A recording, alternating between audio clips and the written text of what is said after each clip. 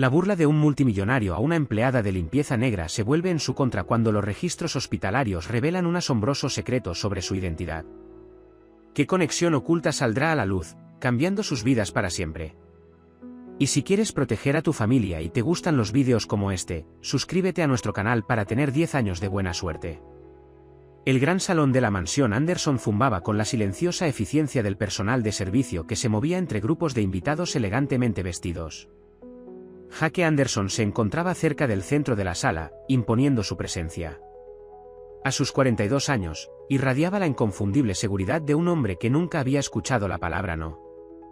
Su traje a medida, que costaba más que el salario mensual de la mayoría de las personas, realzaba sus ojos gris acero y su cabello oscuro cuidadosamente peinado. Clara Johnson se movía entre la multitud con una gracia experimentada, su uniforme impecable, llevando una bandeja plateada con copas de champán. A sus 35 años, poseía una dignidad silenciosa que pasaba desapercibida para la mayoría de los acaudalados invitados a los que servía. Llevaba el cabello recogido en un moño pulcro, y sus movimientos eran precisos y eficientes, fruto de años de experiencia en el servicio. La velada transcurría sin problemas hasta que la voz de Jake cortó la charla ambiental, lo suficientemente alta como para que los camareros cercanos la oyeran. «Esta gente», dijo a Charles Wellington, su socio, «es como el mobiliario, ¿no? Presente pero invisible. Útil pero irrelevante». Señaló vagamente a Clara, que reponía las copas vacías con otras llenas. «Toma a esa, por ejemplo». Probablemente nunca ha tenido un pensamiento original en su vida. Solo sigue órdenes, vive al día. Carlos rió, una risa hueca y forzada. «Cumplen su función, Jake.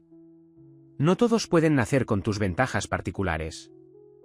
Los dos hombres chocaron sus copas, compartiendo un instante de superioridad complaciente. Las manos de Clara permanecieron firmes mientras continuaba su trabajo, pero su mandíbula se tensó imperceptiblemente. Hacía tiempo que había aprendido que la gente rica a menudo hablaba como si el personal de servicio fuera sordo e invisible. Años de experiencia le habían enseñado a mantener la compostura, a dejar que esos comentarios resbalaran como el agua por una superficie bien aceitada. En la cocina, Clara se tomó un momento para recomponerse. Las superficies de acero inoxidable reflejaban la dura luz fluorescente, creando un ambiente tan estéril como los pensamientos que trataba de reprimir. Pensó en su hija, Emily, estudiando hasta tarde en su universidad pública, trabajando para obtener un título en enfermería. Pensó en su hijo, Michael, todavía en el instituto pero ya mostrando una gran promesa en programación informática. Su futuro valía cada momento humillante que ella soportó. Al día siguiente, sus mundos se cruzaron inesperadamente en el Hospital General Metropolitano. Clara estaba allí visitando a su vecina anciana, la señora Rodríguez, que había sufrido una pequeña caída. Jake había llegado para su inspección mensual del ala del hospital que llevaba el nombre de su familia. Sus caminos se cruzaron en la sala general, donde Clara presenció cómo Jake reprendía a una joven enfermera por los estándares de limpieza del suelo. La enfermera, conteniendo a duras penas las lágrimas, intentó explicar la falta de personal y los recortes presupuestarios. Algo se quebró en Clara. Los comentarios de la noche anterior, combinados con esta muestra de crueldad casual, fueron demasiado. Dio un paso al frente, con la voz clara y controlada.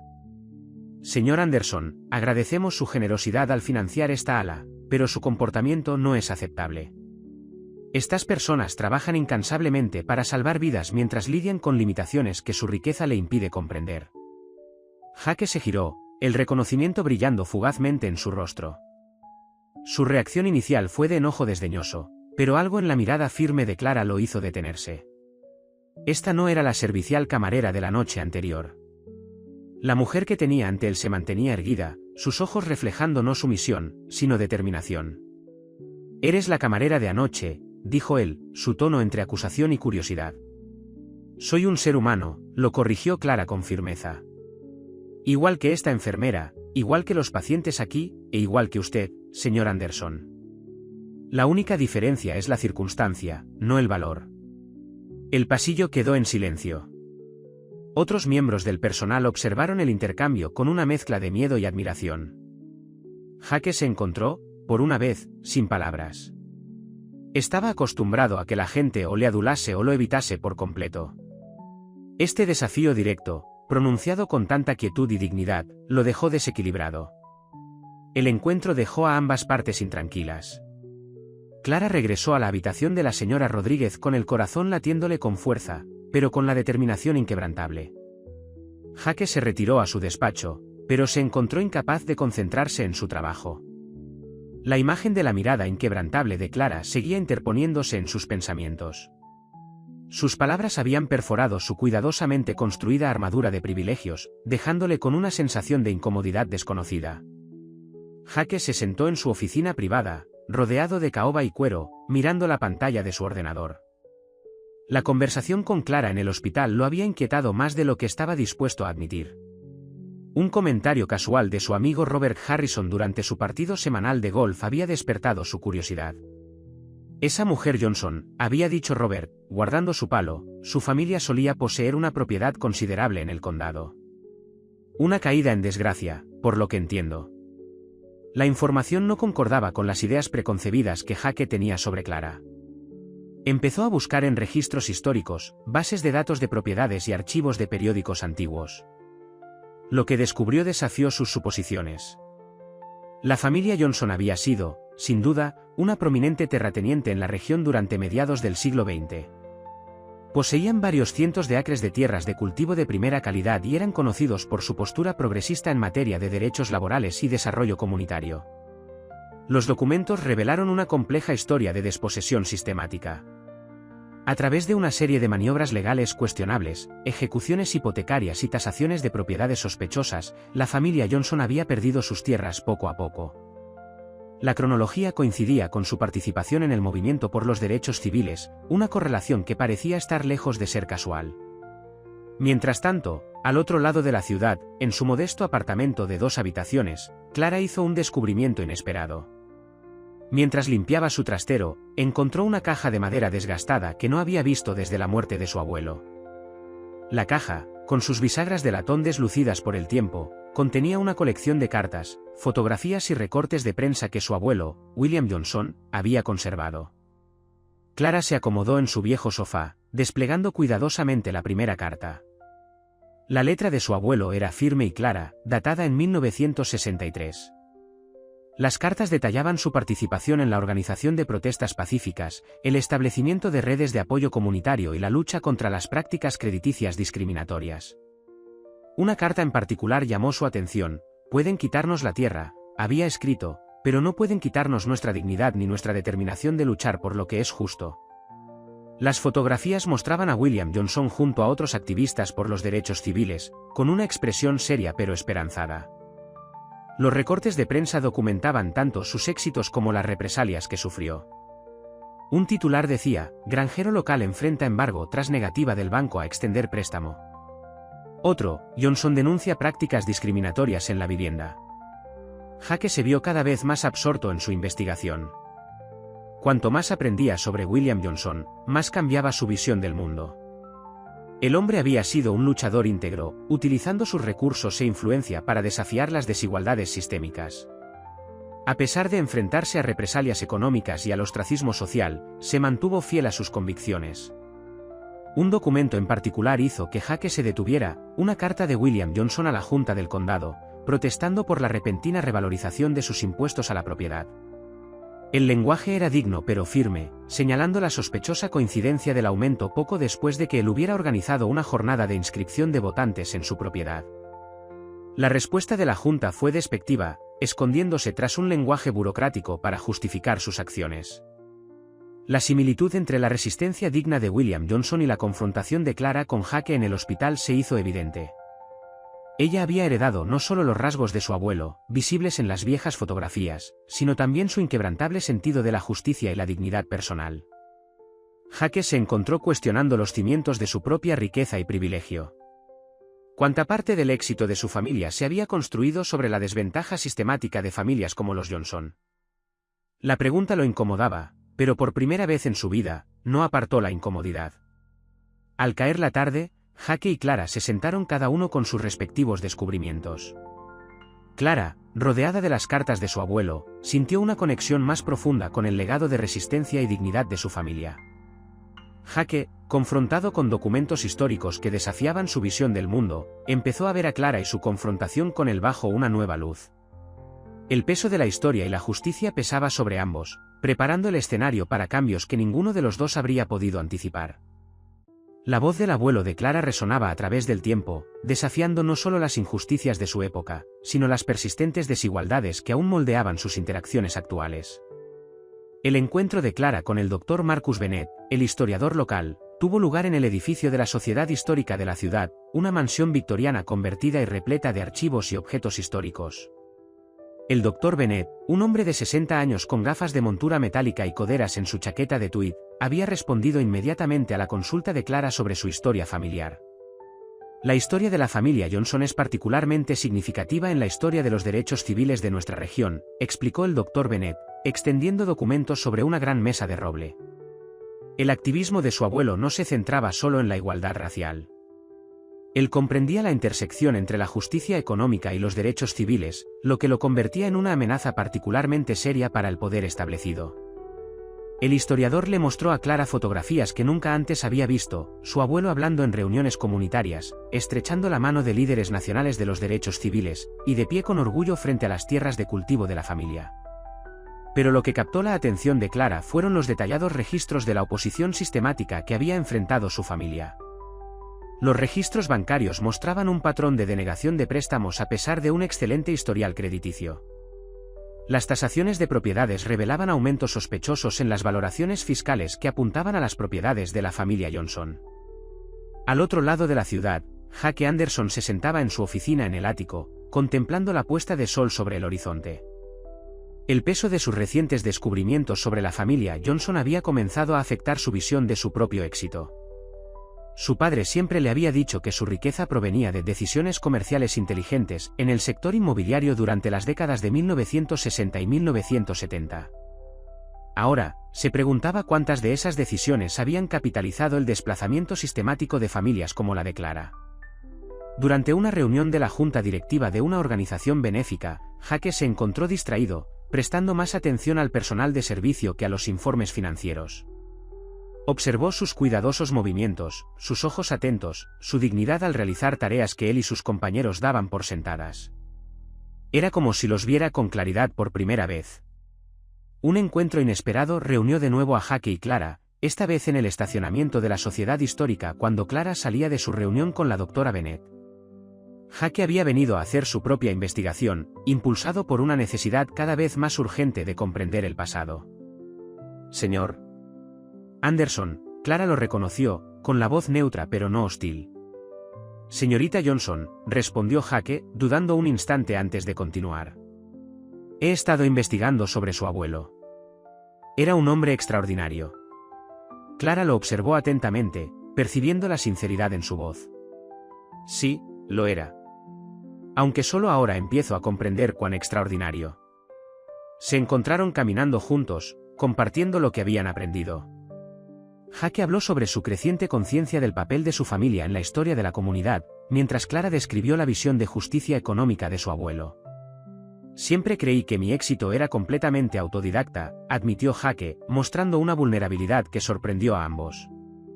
Ahora me doy cuenta de cuánto se construyó sobre una base de privilegios y desventajas de otros. Clara escuchó atentamente antes de responder. Comprender eso es importante, pero lo que importa es lo que hagas con esa comprensión. Su conversación continuó mientras caminaban por el jardín de la Sociedad Histórica. Clara compartió historias de su infancia, viendo a sus padres trabajar en varios empleos después de perder las tierras familiares. Jaque habló de la presión de estar a la altura de las expectativas de su padre y la sensación de vacío que le producía un éxito basado en la herencia en lugar del mérito. A veces miro todo lo que tengo, confesó Jaque, y me pregunto si habría logrado algo de esto sin las ventajas con las que nací. La verdad es que no estoy seguro. Clara reflexionó sobre sus palabras detenidamente. Esa honestidad requiere valentía, dijo. Mi abuelo decía que reconocer el privilegio no se trata de vergüenza, sino de responsabilidad. Al caer la noche, ambos sintieron un cambio en su comprensión mutua. Jaque vio en Clara no solo fortaleza, sino también sabiduría nacida de las luchas de su familia. Clara reconoció en Jaque algo que no esperaba, un deseo genuino de comprender y cambiar. El encuentro los dejó a ambos reflexionando sobre la complejidad de sus situaciones. Clara regresó a casa para seguir reconstruyendo el legado de su familia, mientras que Jake se enfrentaba a incómodas preguntas sobre su papel en perpetuar o desafiar las desigualdades sistémicas. La antigua propiedad de la familia Johnson se alzaba en las afueras del pueblo, sus tierras alguna vez productivas ahora cubiertas de hierba alta y árboles jóvenes. Clara se acercó a la desgastada verja, sus pasos vacilantes mientras absorbía la magnitud de lo que su familia había perdido. En el centro de lo que antes era el campo principal, se erguía un monumento recientemente erigido, su superficie de bronce reflejando la luz matutina. El monumento llevaba una inscripción, en honor a William Johnson, 1925 a 1998, activista por los derechos civiles, líder comunitario y defensor de la justicia económica. Su valentía frente a la opresión sistémica inspiró a una generación a luchar por la igualdad. Clara trazó las letras con sus dedos, sintiendo una profunda conexión con el legado de su abuelo. Jake la había seguido a una distancia respetuosa, después de haberse ofrecido a llevarla hasta allí al enterarse de su visita. Observó cómo interactuaba con la manifestación física de la historia de su familia, notando cómo su habitual compostura se suavizaba con la emoción. El peso de la posible implicación de su familia en la pérdida de los Johnson presionaba fuertemente su conciencia. La influencia de tu abuelo trascendió con creces esta propiedad, dijo Jake, rompiendo el silencio contemplativo. He estado leyendo sobre los programas comunitarios que inició, las clases de alfabetización que organizó, las campañas de inscripción de votantes que coordinó. Él comprendía que la verdadera igualdad requería tanto justicia social como económica. Clara asintió, con la mirada aún fija en el monumento. Solía decir que la tierra no se trataba solo de propiedad, sino de dignidad, de tener un lugar donde estar y construir un futuro. Cuando la perdimos, perdimos algo más que una propiedad. Mientras caminaban por el perímetro de la vieja granja, Jake se sintió cada vez más conmovido por la historia que lo rodeaba. Cada poste de cerca, cada vieja piedra de cimiento contaba una historia de lucha y resiliencia. Empezó a ver la tierra con nuevos ojos, no como una oportunidad inmobiliaria, sino como un testimonio de la dignidad humana y el costo de luchar por la justicia. Su tranquila exploración se vio interrumpida por la llegada de un grupo de activistas locales. El grupo, liderado por una joven llamada Sara Martínez, había estado trabajando para preservar sitios históricos relacionados con el movimiento por los derechos civiles. Se sorprendieron al encontrar a Jake Anderson, conocido principalmente como un símbolo de riqueza corporativa, caminando por los terrenos con Clara Johnson. Señora Johnson, saludó Sara cálidamente a Clara antes de lanzar una mirada sospechosa a Jake. Estamos documentando sitios de importancia histórica para el movimiento. La propiedad de su abuelo es una parte crucial de esa historia. Jake, sintiendo el peso de las miradas escépticas del grupo, dio un paso adelante. La historia de la familia Johnson necesita ser preservada y compartida, dijo. Me gustaría ayudar con el proyecto de restauración, si aceptan mi ayuda. Los activistas intercambiaron miradas inciertas. Clara observó a Jake con atención, intentando calibrar su sinceridad. Su oferta parecía genuina, pero comprendía las dudas del grupo. Jake Anderson representaba el mismo sistema de privilegios y poder contra el que su abuelo había luchado. Cualquier proyecto de restauración debe centrarse en las voces y experiencias de la comunidad, dijo Clara con firmeza. Esto no se trata de caridad, se trata de justicia y memoria. Jake asintió, comprendiendo el desafío implícito en sus palabras. Estoy completamente de acuerdo. No ofrezco tomar el control, ofrezco recursos para apoyar la visión de la comunidad. La historia debe contarse con verdad, incluyendo las partes incómodas sobre cómo familias como la mía se beneficiaron de las pérdidas de otros. Sara y sus compañeras activistas comenzaron a compartir sus planes para el lugar, un jardín conmemorativo, un centro educativo, un espacio de archivo para documentos y fotografías de la era de los derechos civiles. Mientras hablaban, Jake sintió una creciente atracción por la tranquila fuerza y la clara visión de justicia de Clara. Pero se contuvo, consciente de que su historia y sus posiciones actuales complicaban cualquier relación potencial. Clara, también, se encontró viendo a Jake de manera diferente. Su disposición a confrontar verdades incómodas y a destinar sus recursos a iniciativas comunitarias mostró una profundidad que inicialmente no había reconocido. Aún así, se mantenía cautelosa, sabiendo que las buenas intenciones no siempre se traducen en cambios significativos. La tarde concluyó con planes provisionales para futuras reuniones donde discutirían el proyecto de restauración. Mientras Jake y Clara volvían a su coche, ambos sintieron el peso de emociones no expresadas y la complejidad de su relación en evolución. La reacción inicial de Clara a la oferta de ayuda de Jake reflejaba años de escepticismo arraigado hacia los benefactores adinerados. Había presenciado demasiados casos de gestos filantrópicos que servían más para mejorar la reputación del donante que para generar un cambio real. Durante una tranquila velada en casa, revisó más cartas de su abuelo, encontrando una que parecía particularmente relevante para su situación actual. Desconfía de quienes ofrecen ayuda sin comprender, pues el verdadero cambio requiere transformación, no solo transacción. El peso de este consejo la agobiaba mientras consideraba la participación propuesta por Jake en el proyecto conmemorativo. Su comportamiento reciente sugería un cambio genuino, pero Clara comprendía la naturaleza profundamente arraigada del privilegio y la dificultad de desmantelarlo verdaderamente. Lo observaba durante las reuniones del proyecto, notando cómo deliberadamente tomaba un segundo plano, escuchando más que hablando, cediendo la palabra a las voces de la comunidad en lugar de imponer sus opiniones. Mientras tanto, Jake se enfrentaba a sus propios desafíos. Su mejor amigo, Thomas Whitman, lo confrontó durante su cena habitual de los jueves en el club más exclusivo de la ciudad. «Te estás haciendo el ridículo, Jake», dijo Thomas, girando su escocés añejo. «Este interés repentino en la justicia social, ¿no te parece? Los miembros del consejo están empezando a hablar. Tu padre nunca habría permitido que sus intereses comerciales se vieran comprometidos por esas aspiraciones tan idealistas». La mención de su padre le tocó la fibra sensible.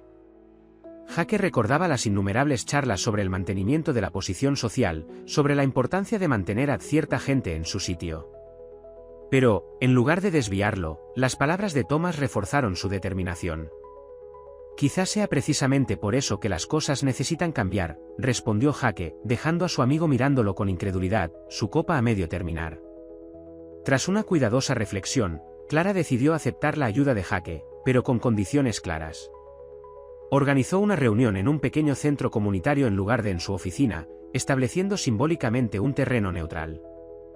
«Si hacemos esto», declaró con firmeza, «tiene que ser algo más que escribir cheques. El memorial debe servir como recordatorio de las injusticias del pasado y como catalizador del cambio actual». Jake aceptó, y empezaron a trabajar juntos en un proyecto comunitario integral. La fase inicial consistió en recopilar historias orales de miembros mayores de la comunidad que recordaban el activismo de William Johnson. Clara organizó las entrevistas mientras Jake proporcionaba recursos para equipos de grabación profesionales y almacenamiento de archivos. Las historias que surgieron pintaron un vívido retrato tanto del coraje de los activistas como de la oposición sistemática a la que se enfrentaron. El proyecto rápidamente trascendió la simple preservación histórica. Clara propuso programas educativos sobre justicia económica, y Jake se encontró aprendiendo junto a miembros de la comunidad sobre el redlining, las prácticas crediticias discriminatorias y los efectos a largo plazo de la exclusión económica sistemática. La experiencia transformó su comprensión de cómo la riqueza y la pobreza se perpetuaban a través de generaciones. Su colaboración atrajo la atención de diversos sectores. Los medios locales elogiaron la iniciativa como un modelo de asociación entre la comunidad y las empresas, mientras que los socios comerciales de Jake la veían con creciente preocupación. Los compañeros activistas de Clara se mantuvieron cautelosamente optimistas pero vigilantes, recordando demasiadas decepciones previas con la participación corporativa en proyectos comunitarios. Mientras trabajaban juntos, Clara comenzó a reconocer un cambio genuino en la perspectiva y el comportamiento de Jake. Ya no se comportaba con la misma arrogancia inconsciente que inicialmente había despertado su enojo. En cambio, mostraba una creciente conciencia de sus privilegios y un compromiso genuino por utilizarlos constructivamente. Sus preguntas se volvieron más reflexivas, sus contribuciones más matizadas y su comprensión de la desigualdad sistémica más profunda. La primera reunión comunitaria del proyecto superó las expectativas. Los residentes locales compartieron historias, sugirieron iniciativas y participaron en francas discusiones sobre las injusticias históricas y los desafíos actuales. Jake se sentó tranquilamente entre ellos, escuchando atentamente mientras miembros de la comunidad de edad avanzada describían sus experiencias con la generación de líderes empresariales de su padre. Las historias a menudo eran incómodas, pero él permaneció atento, comprendiendo que la incomodidad era parte del proceso de aprendizaje. La resistencia de la comunidad se manifestó al principio de forma sutil. Durante las reuniones públicas, los residentes de toda la vida cruzaban los brazos e intercambiaban miradas cómplices cada vez que Jake hablaba. Su escepticismo tenía sus raíces en décadas de promesas incumplidas y gestos superficiales de benefactores adinerados que anteriormente habían afirmado preocuparse por el bienestar de su comunidad. En una reunión comunitaria particularmente tensa en el salón parroquial, las tensiones subyacentes finalmente estallaron en una confrontación abierta. Clara había organizado el encuentro para discutir la siguiente fase del proyecto conmemorativo, pero el ambiente se volvió hostil tan pronto como Jake entró en la sala. La señora Washington, una respetada anciana que había trabajado junto al abuelo de Clara, se levantó y se dirigió directamente a Jake. Señor Anderson, su padre se sentó en este mismo salón hace 30 años, prometiendo ayudar a nuestra comunidad después de que su empresa comprara la mitad del vecindario para desarrollo. Esas promesas se convirtieron en desahucios en 6 meses. Ahora aquí está usted, su hijo, haciendo los mismos discursos bonitos. ¿Por qué deberíamos creer que algo ha cambiado? El silencio que siguió a sus palabras fue ensordecedor. Jake sintió sobre él la mirada de decenas de ojos, cada una cargada de décadas de desconfianza justificada. Permaneció de pie, asumiendo el peso de la historia de su familia. Cuando finalmente habló, su voz carecía del pulimento corporativo de antes. Tiene razón, señora Washington. Mi padre hizo promesas que nunca tuvo intención de cumplir. No puedo deshacer esa historia, y no la insultaré intentando separarme de ella. Estoy aquí porque necesito entender mejor esa historia, y porque creo que el único camino hacia adelante es a través del honesto reconocimiento de los errores del pasado y acciones concretas para repararlos. La sala se mantuvo escéptica, pero la franqueza de Jake abrió un pequeño espacio para el diálogo. Clara observó la interacción con atención, notando cómo Jake no se puso a la defensiva ni se refugió en sus privilegios. En cambio, escuchó mientras los miembros de la comunidad compartían sus historias de desplazamiento y promesas rotas, asimilando su enojo y dolor sin intentar justificarlo o minimizarlo. El punto de inflexión de la reunión llegó cuando Clara dio un paso al frente para dirigirse a la asamblea. Su voz llevaba la tranquila autoridad que había llamado la atención de Jake al principio, pero ahora estaba enriquecida con una comprensión más profunda del legado de su familia. Entiendo sus dudas, comenzó, mirando alrededor de la sala. Mi abuelo me enseñó que la confianza se gana con acciones, no con palabras. Pero también me enseñó que el cambio es posible cuando la gente está dispuesta a confrontar verdades incómodas y a realizar el arduo trabajo de la transformación. Lo que he visto en estas últimas semanas es a alguien dispuesto a hacer ese trabajo. Clara pasó a describir los compromisos específicos que habían conseguido: becas para estudiantes locales, financiación para el desarrollo de pequeñas empresas y apoyo legal para familias que luchan contra prácticas crediticias abusivas. Hizo hincapié en que estos programas estarían controlados por la comunidad, con una supervisión transparente y medidas de rendición de cuentas. La reunión continuó durante horas, con miembros de la comunidad expresando sus preocupaciones y sugiriendo modificaciones a los programas propuestos. Jake permaneció involucrado durante todo el tiempo, tomando notas y haciendo preguntas que demostraban un interés genuino en comprender las necesidades y perspectivas de la comunidad. Al finalizar la tarde, se había producido un cambio sutil. Si bien la desconfianza no había desaparecido por completo, se había atenuado por la posibilidad de un cambio real. La señora Washington se acercó a Jake después de la reunión, con una expresión aún seria, pero algo más suave. Los hechos hablan más que las palabras, señor Anderson. Estaremos vigilando para ver cuál decide destacar. La transformación de Jake comenzó a atraer la atención indeseada de su círculo social. El cambio se hizo particularmente evidente durante la gala anual de la Fundación Anderson, un evento benéfico de alto perfil que tradicionalmente había servido tanto para establecer contactos como para la filantropía en sí. El opulento salón de baile del Grand Metropolitan Hotel brillaba con arañas de cristal y ropa de noche de diseñador, pero Jake se sintió cada vez más incómodo con la superficial ostentación de riqueza. Durante el evento, Clara trabajó con activistas locales para organizar una recaudación de fondos paralela para el proyecto conmemorativo en un centro comunitario al otro lado de la ciudad. Jake tomó la decisión consciente de dividir su tiempo entre ambos eventos, llegando tarde a su propia gala. Su entrada con un traje ligeramente arrugado, viniendo directamente del centro comunitario, provocó miradas de desaprobación de los miembros del consejo y sus compañeros sociales. Richard Blackwood, el mejor amigo y socio de Jake, lo acorraló cerca de la fuente de champán. «Estás haciendo el ridículo», siseó Richard en voz baja. «Primero empiezas a frecuentar activistas, luego propones desviar fondos corporativos a proyectos comunitarios, y ahora llegas tarde a la gala de tu propia fundación. Tu padre construyó la reputación de esta empresa sobre la estabilidad y los valores tradicionales». La confrontación caló más profundo de lo que Richard sabía. Jake había pasado décadas midiéndose a sí mismo con los estándares de su padre, buscando la aprobación de un hombre que había moldeado tanto su éxito como sus prejuicios.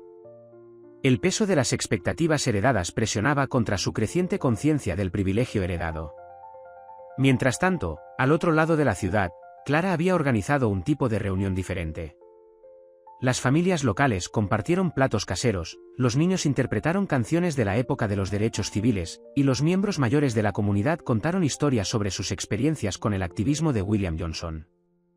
El contraste entre ambos los eventos no podía ser más radical, y Jake se sintió cada vez más atraído por las conexiones auténticas que presenciaba en el centro comunitario. La noche alcanzó su punto álgido cuando Clara subió al escenario en el evento comunitario para compartir documentos recién descubiertos sobre la historia de su familia. Mientras hablaba de la lucha de su abuelo por la justicia económica, Jake, de pie en la parte trasera de la sala, se conmovió por la fuerza de un propósito genuino. Un fotógrafo del periódico local capturó el momento. Jake Anderson, heredero multimillonario, de pie anónimamente entre los miembros de la comunidad, con la atención fija en las palabras de Clara. La fotografía apareció al día siguiente en el periódico, acompañada de un artículo sobre la creciente colaboración entre la Fundación Anderson y los activistas locales. La noticia provocó una reacción inmediata de los miembros del Consejo de Administración de Jake. Se convocaron reuniones de emergencia y se expresaron preocupaciones sobre la imagen de la empresa y el precio de las acciones.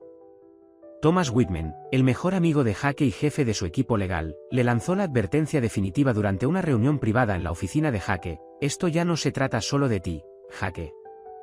La Junta está preocupada por el valor para los accionistas. Los viejos amigos de tu padre cuestionan tu juicio.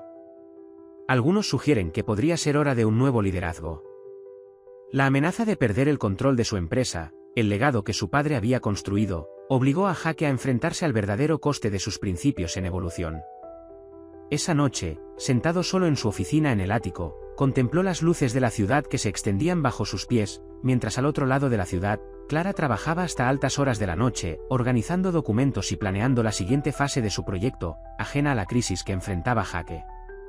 La distancia entre sus mundos había empezado a acortarse, pero las fuerzas que mantenían esa separación eran poderosas y estaban profundamente arraigadas. Jake se encontraba en una encrucijada, sabiendo que sus próximas decisiones definirían no solo su propio futuro, sino potencialmente el éxito de todo el proyecto comunitario. La posibilidad de recuperar las tierras de su familia surgió inesperadamente durante la investigación de Clara. Una pasante de derecho que trabajaba en el proyecto del monumento descubrió irregularidades en las transferencias de propiedad originales de la década de 1960.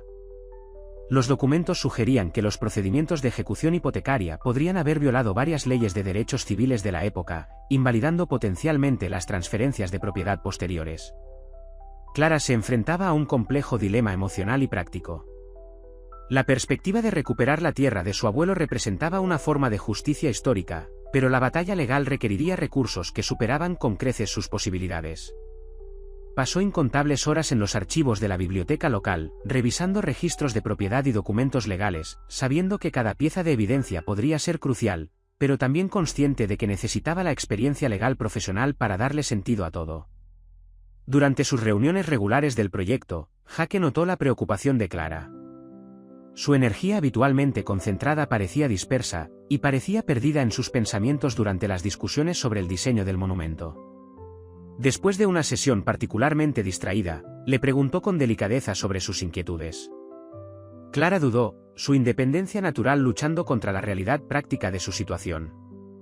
Sin decirle nada a Clara, Jake contactó a Patricia Reynolds, una de las principales abogadas de derechos civiles del país.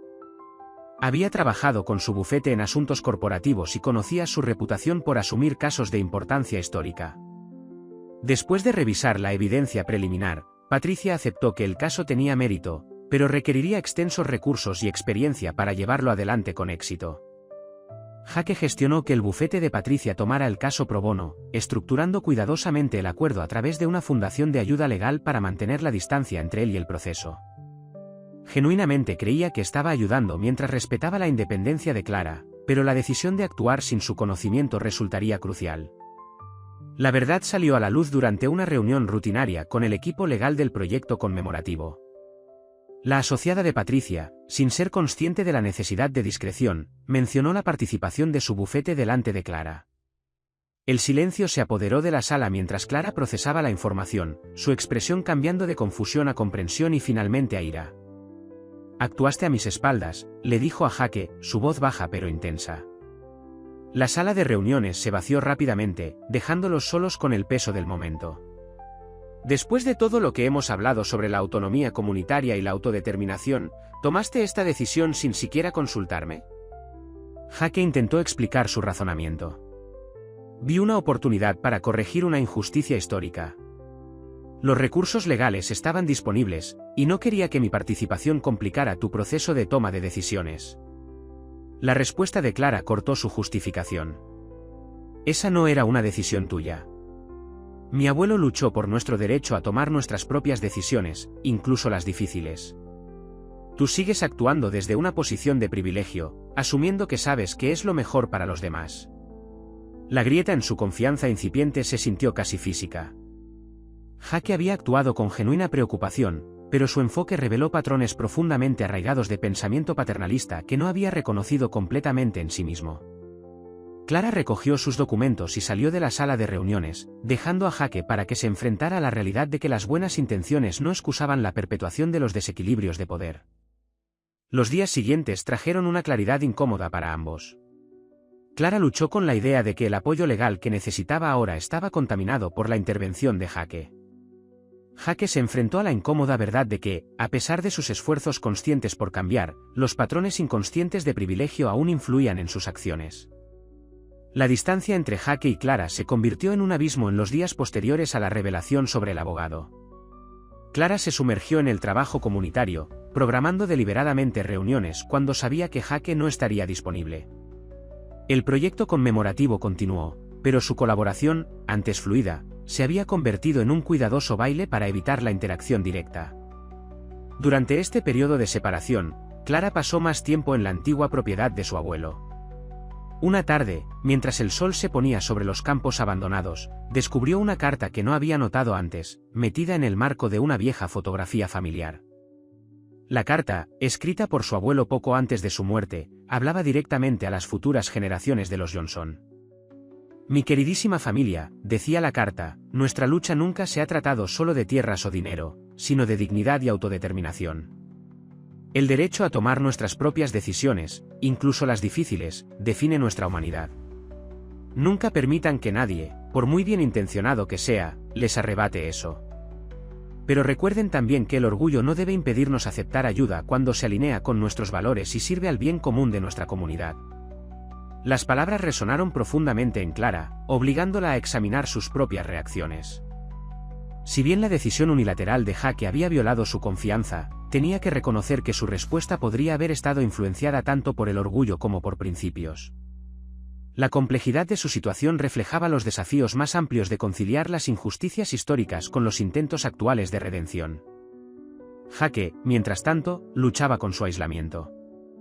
Su impulso inicial de arrojar dinero al problema, contratar a una costosa firma de relaciones públicas para gestionar la situación, reveló cuán profundamente arraigadas seguían sus respuestas privilegiadas. Se necesitó una reunión confrontativa con Patricia Reynolds, la abogada de derechos civiles, para sacudirlo de este patrón. «Señor Anderson», dijo Patricia, sus ojos experimentados penetrantes en su evaluación, «no puede comprarse una salida de esta situación. Lo que la señorita Johnson necesita no son sus recursos, necesita saber que respeta su autonomía. Tu dinero no te daba derecho a tomar decisiones sobre el legado de su familia».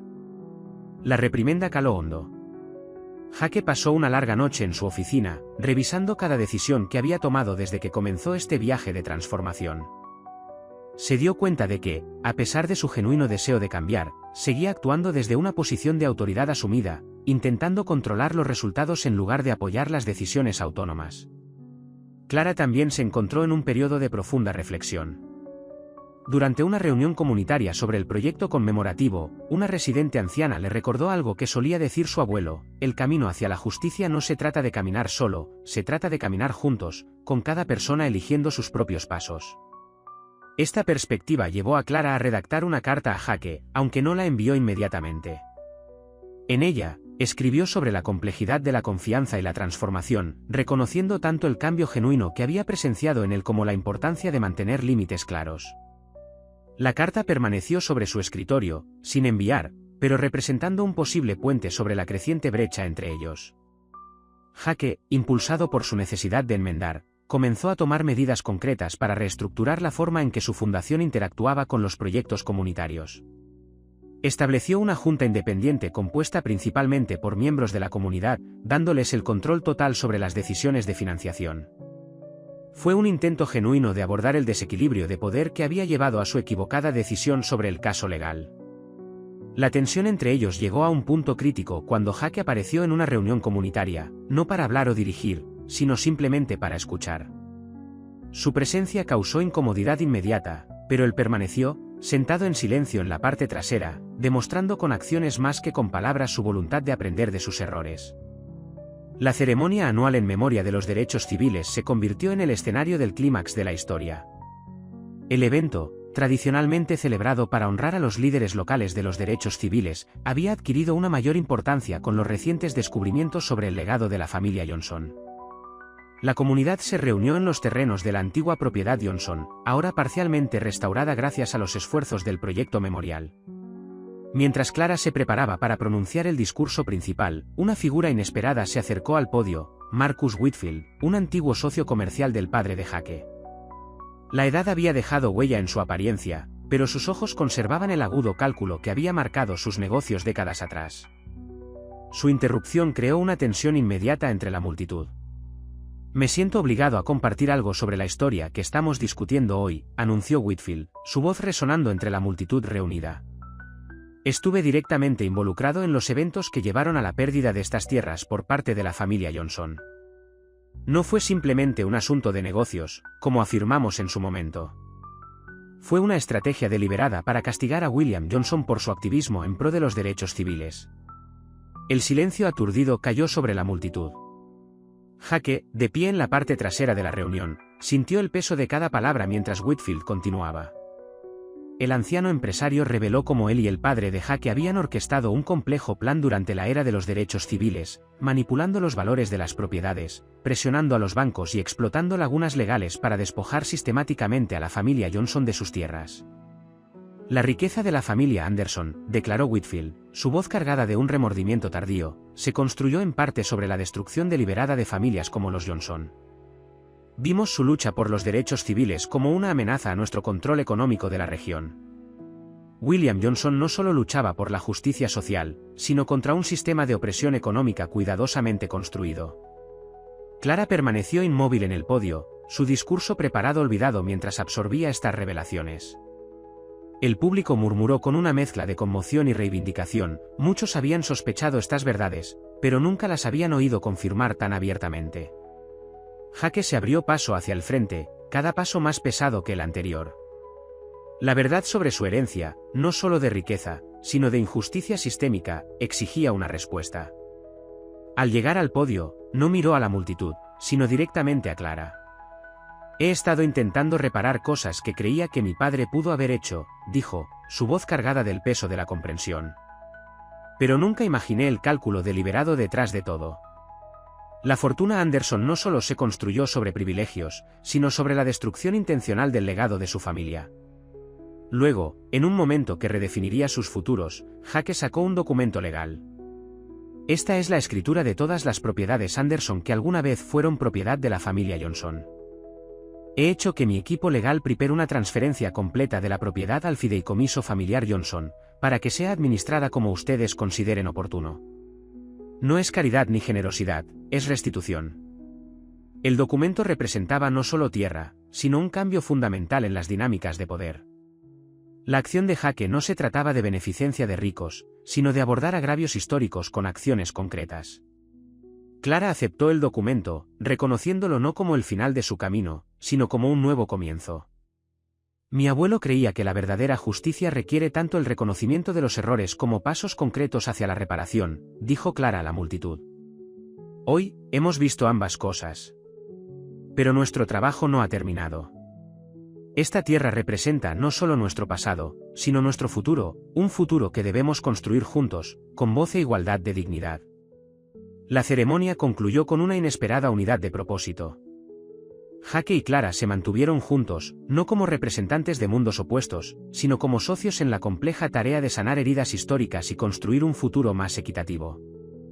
Su viaje personal se había convertido en una plantilla de cómo las comunidades podrían abordar las injusticias históricas, mediante un reconocimiento honesto, acciones concretas y un compromiso con un cambio fundamental. La historia de Jake Anderson y Clara Johnson se convirtió en algo más que un relato de transformación personal, se convirtió en un modelo de cómo el privilegio y el poder podrían redirigirse hacia la justicia, y cómo las heridas del pasado podrían comenzar a sanar a través de una confrontación honesta y una reparación significativa.